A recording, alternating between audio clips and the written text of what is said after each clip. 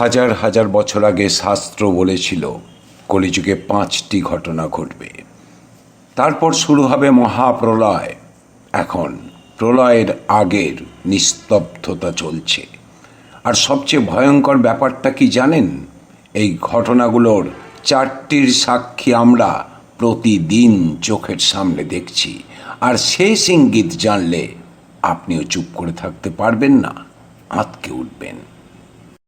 गुरु ब्रह्मा गुरु विष्णु गुरुदेवो महेश्वरा गुरु साक्षात्।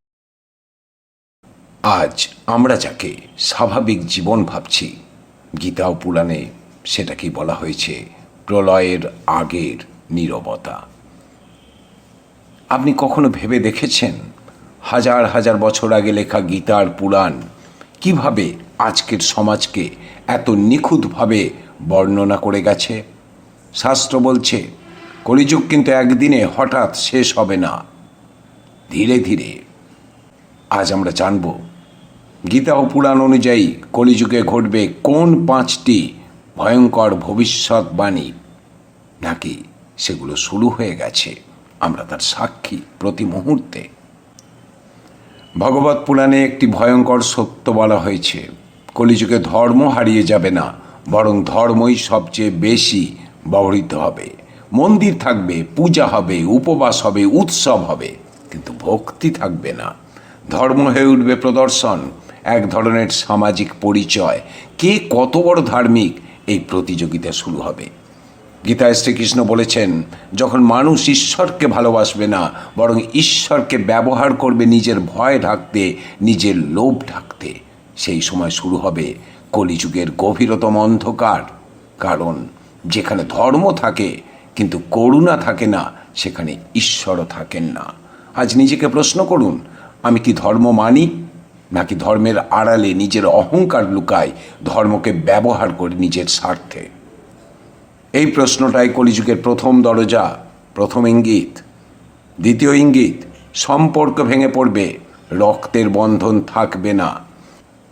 কলিযুগে সম্পর্ক থাকবে নামে মাত্র। পিতা পুত্র থাকবে কিন্তু শ্রদ্ধা থাকবে না, মাতা কন্যা থাকবে কিন্তু আশ্রয় থাকবে না, স্বামী স্ত্রী থাকবে কিন্তু আত্মিক বন্ধন থাকবে না। বিয়ে আর সংস্কার থাকবে না, বিয়ে হবে এক ধরনের চুক্তি যেখানে শর্ত ভাঙলেই সম্পর্ক শেষ। ভালোবাসা থাকবে যতক্ষণ সুবিধা থাকবে, দায়িত্ব এলে মানুষ বলবে আমার জীবন আমার নিয়ম। আর এই আমি কলিযুগের সবচেয়ে শক্তিশালী শব্দ। আজ দেখুন, একই ঘরে থেকেও মানুষ আলাদা, মোবাইল স্ক্রিনে বন্দি, একই টেবিলে বসেও কথা নেই। পুরাণ বলে যেদিন পরিবার বোঝা হয়ে উঠবে, সেদিন সমাজ ভিতর থেকে ভেঙে পড়বে। আপনি কি সেই ভাঙন দেখতে পাচ্ছেন না? ইঙ্গিত 3, মিথ্যাই হবে সত্য, সত্য হবে শাস্তিযোগ্য। গীতায় বলা হয়েছে কলিযুগে সত্য বলা হবে সাহসের কাজ, আর মিথ্যা বলা হবে বুদ্ধিমত্তা। যে বেশি মিথ্যা বলতে পারবে সেই সফল হবে, যে সৎ থাকবে তাকে বলা হবে নির্বোধ। পুরাণে লেখা হয়েছে ন্যায় বিচার হবে অর্থ ক্ষমতার দাস। আজ দেখুন, ক্ষমতা থাকলে অপরাধ মাপ, অর্থ থাকলে ন্যায় বদলে যায়, আর দুর্বল হলে সত্য অপরাধ হয়ে দাঁড়ায়। আর এই সময় মানুষ বলবে সত্য বলে লাভ কি? এই প্রশ্নটাই কলিযুগের সবচেয়ে ভয়ানক সংকেত। কারণ যেদিন সত্যের মূল্য শূন্য হয়, সেদিন সভ্যতা ভিতর থেকে ধ্বংস হয়ে যায়। কিন্তু পুরাণ বলছে এটা শেষ নয়, এটা শেষের আগের নীরবতা। ইঙ্গিত 4, মানুষ নিজের শরীরকেই দেবতা ভাববে। পুরাণে বলা হয়েছে কলিযুগে মানুষ আত্মাকে ভুলে যাবে, শরীরই হয়ে উঠবে সব কিছু। যৌবন, সৌন্দর্য, ভোগ, এই 3টেই হবে জীবনের একমাত্র লক্ষ্য। মানুষ ভাববে আমি যা দেখি সেটাই সত্য, আমি যা পাই না তার অস্তিত্বই নেই। মৃত্যু মানে শেষ।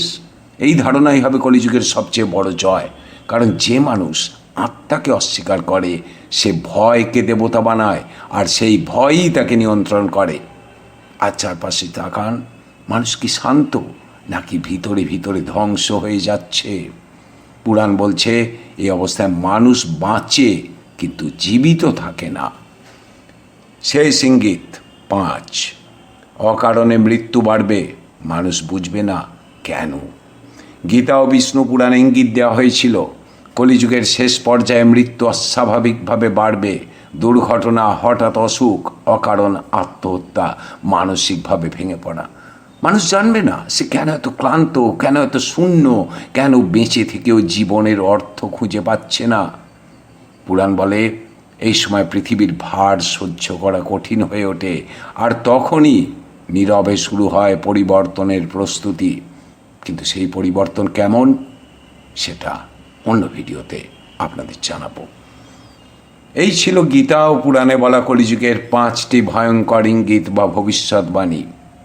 প্রশ্ন এখন একটাই, আমরা কি শুধু এগুলো দেখছি, নাকি নিজেরাই এগুলোর অংশ হয়ে গেছি? কারণ শাস্ত্র বলছে কলিযুগ শেষ হওয়ার আগে মানুষ সতর্কবার্তা পায়, কিন্তু নিজেদের ব্যস্ততার ভিড়ে শোনে না। আপনি কি ভাবছেন? মন্তব্যে লিখুন। আমরা কি সত্যি কলিযুগের শেষ অধ্যায়ে দাঁড়িয়ে আছি? কারণ সাক্ষী হওয়া এক জিনিস, আর জেগে ওঠা অন্য জিনিস। আজ এই পর্যন্ত।